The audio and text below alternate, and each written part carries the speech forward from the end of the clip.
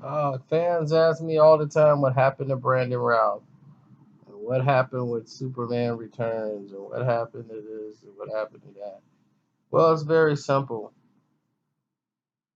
Superman Returns didn't do what they thought it was going to do when it came out. Bryan Singer made an excellent movie, a beautiful to look at film, one of the best IMAX 3D sequences you could see with the plane just for that moment in time. And when Superman takes the ship out of the water, when they was caught under there, they had certain scenes they shot with IMAX 3D, and those scenes were incredible. And they looked the part too on the actual screen. But overall, it just wasn't a kid movie.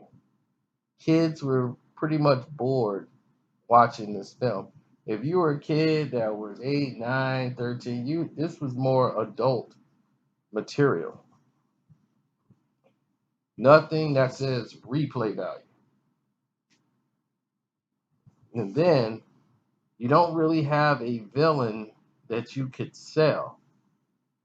So you have Lex Luthor, people would buy him as an action figure, but what does Lex have that, you know, besides that? He's Superman and Lex Luthor, and that's it.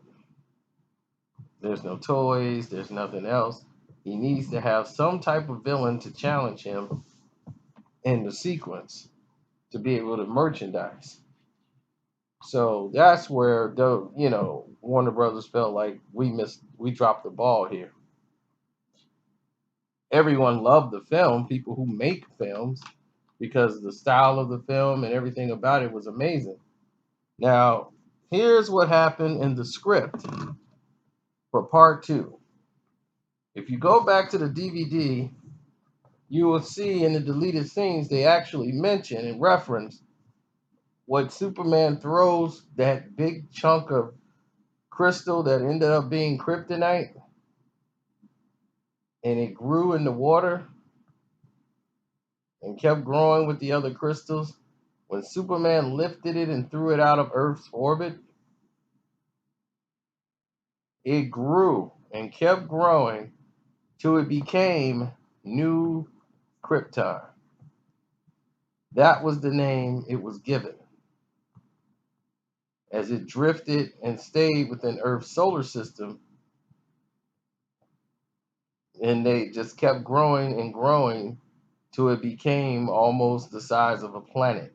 So they just named it New Krypton. They didn't know what to name it.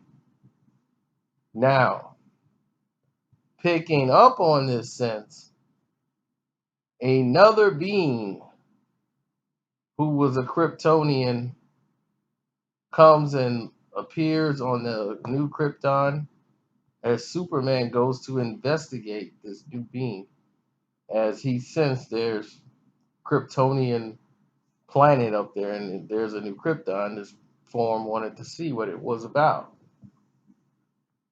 So once they realize there's activity there, Superman has to go wearing a Krypton protected suit so he can investigate, and he finds out that there's another Kryptonian person there. This person who comes to Earth with Superman tells him that's it, they're cousins, and he was also on Krypton before it blew, but he escaped.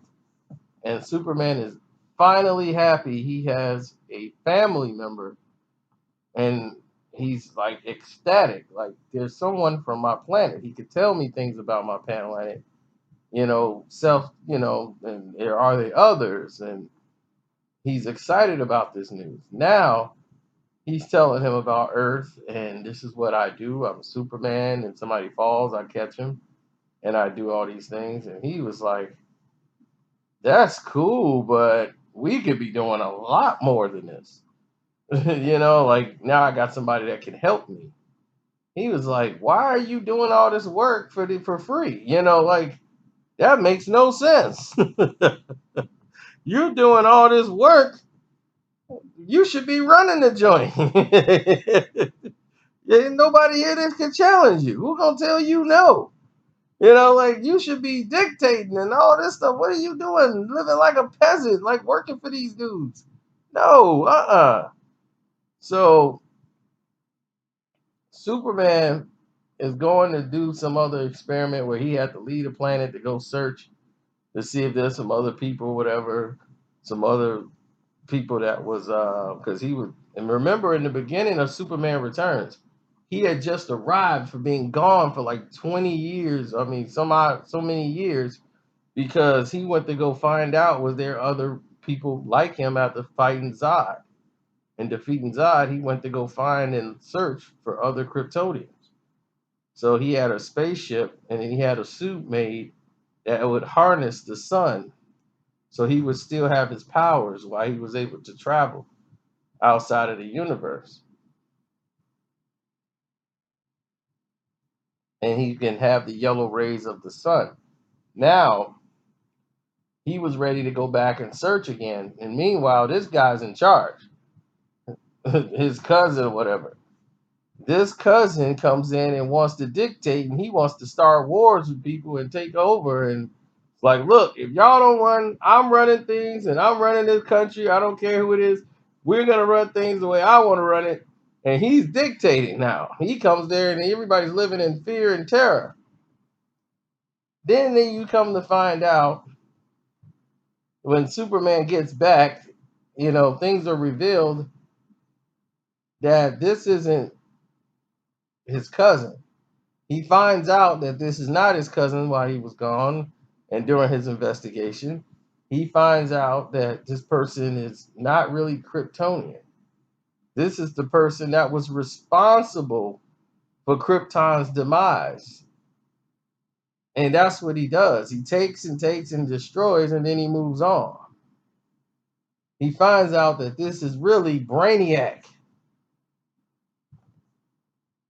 So Brainiac goes ahead and manipulates everybody to go against Superman and how they're ready for war and they're more involved in politics and starting wars, and Superman was all against intervening in the ways like his father taught him.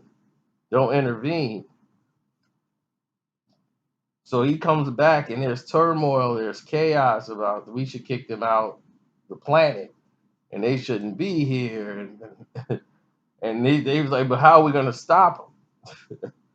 So while they're conspiring to come up with a plan now, the governments who never thought about coming up with a plan to get rid of Superman or anybody else, now they're trying to come up with weapons and designs. And this is what Superman was trying to tell them.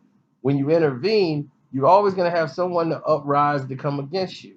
Now they're coming up with the ways to try to kill us. But he knew what Brainiac was all about anyway. So Brainiac plan was revealed.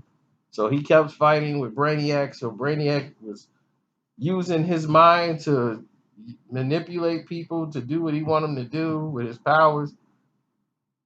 And he would take himself and project himself in another body. So it was always hard to stop Brainiac. And in the end, Brainiac had put himself in Superman's son, who had grown since the last time, we've seen him, but he was still a boy. And Brainiac had put his essence into him. And Superman had to fight his son without, without killing him. And his son is like strong and powerful, and he's throwing his father around.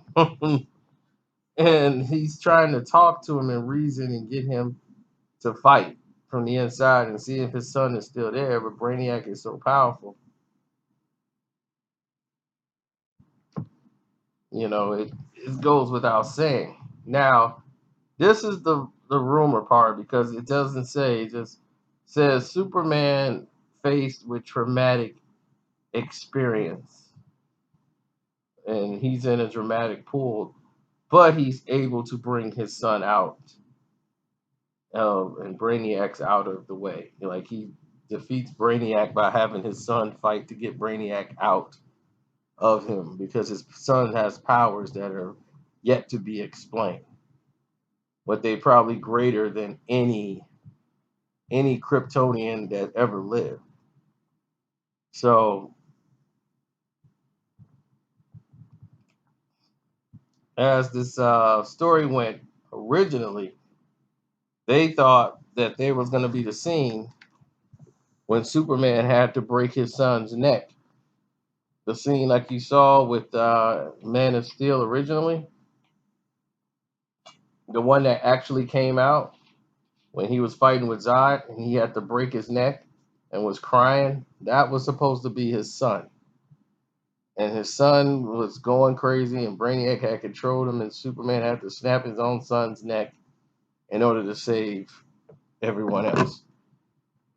That was never gonna fly. So no, the way they told it and was explained to me that they were never gonna have Superman kill his son and kill Superboy because Superboy has powers that's yet to be explained to them.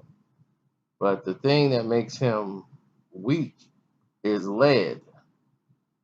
Lead is what makes Superboy weak. So it just happened to be lead was around or something that weakened him and weakened his body enough to where Brainiac left the body because the boy was too weak.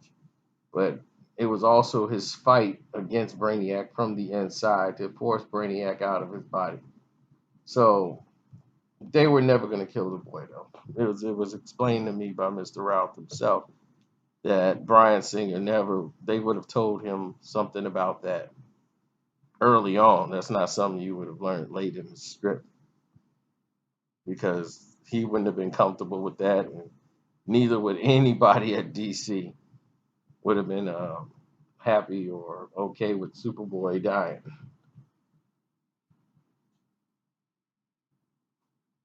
But that was the original Man of Steel script.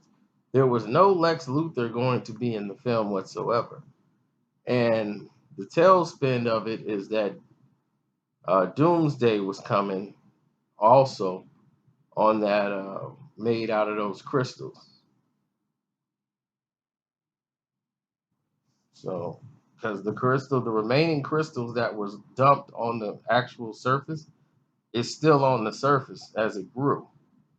And those are going to end up creating, those crystals are going to end up creating Doomsday. That's how it was supposed to go down, but we didn't get there. I think if Bryan Singer would have had his chance, he would have made a much more exciting way of doing it. Even though I don't mind Batman Returns and how they did everything, it just would have been more exciting, I think, if Bryan Singer would have done it because he's very good at story and making it make sense.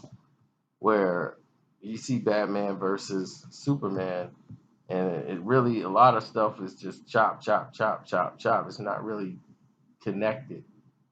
And and Lois Lane just trying to make her have a point in this movie was just like forcing her into the story was just like too much.